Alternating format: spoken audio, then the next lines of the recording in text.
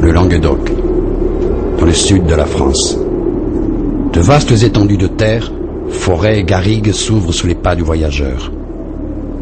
On raconte qu'il est possible de parcourir des dizaines de kilomètres, de marcher des heures durant, sans rencontrer quelqu'un ou même apercevoir une habitation.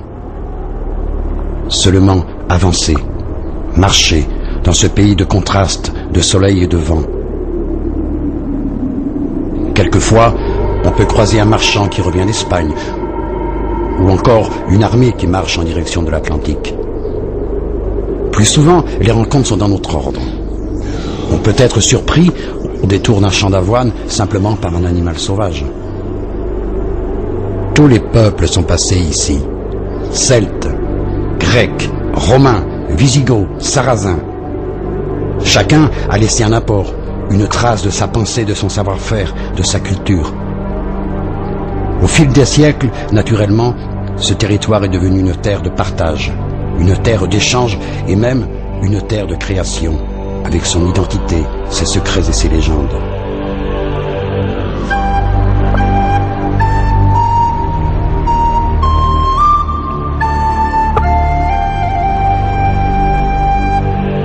Au Moyen-Âge, les seigneurs occitans ont donné une réelle forme de liberté aux habitants des villes, en laissant l'autonomie à la justice et à la gestion des affaires.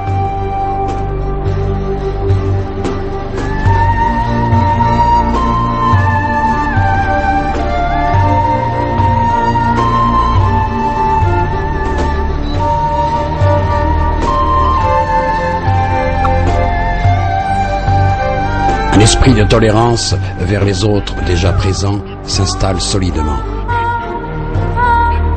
De cette partie de l'Europe médiévale surgit une idée, un comportement avant-gardiste et révolutionnaire pour l'époque. La femme est l'égale de l'homme.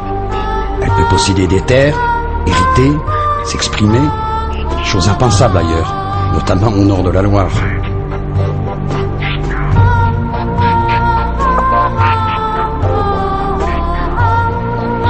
La dame contribue à aspirer à un art nouveau, celui des troubadours. Le sujet principal est la fine amour, l'amour raffiné, le respect de la dame aimée. Ce territoire est aussi un pays de plaines et de montagnes, de ravins obscurs d'où monte le son du corps et l'aboiement de chiens à sangliers. Les seigneurs passent leur temps à chasser, à se faire la guerre, à se réconcilier, à s'affronter dans les tournois. Au château, le soir venu, jongleurs, montreurs d'ours animent les soirées. Ainsi, les féodaux vivent une vie de cour et reçoivent très souvent. Grâce à l'esprit d'ouverture occitan, l'égalité est omniprésente. Chacun a sa chance. Tout le monde peut réussir. Les troubadours peuvent être aussi bien issus du monde des seigneurs que des gens du peuple, simplement promus par leur talent. Des codes occitans se dessinent. On trouve la larghezza, la générosité, l'ouverture d'esprit, le parage, qui correspond à une conception noble de l'existence et un sentiment d'égalité de cœur, sinon de naissance, entre les hommes. La mesure, une volonté qui est contre l'excès et pour la modération, et un grand nombre d'autres codes qui donnent un sens à une vie.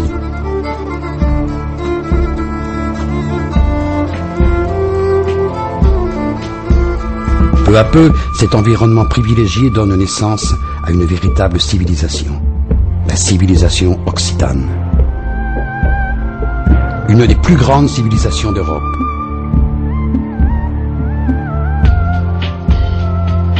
Nombreux spécialistes affirment que l'Europe a vu deux civilisations d'une grandeur considérable, la civilisation grecque et la civilisation occitane. Pourtant, rien ne laisse présager que cette civilisation va être quasiment détruite.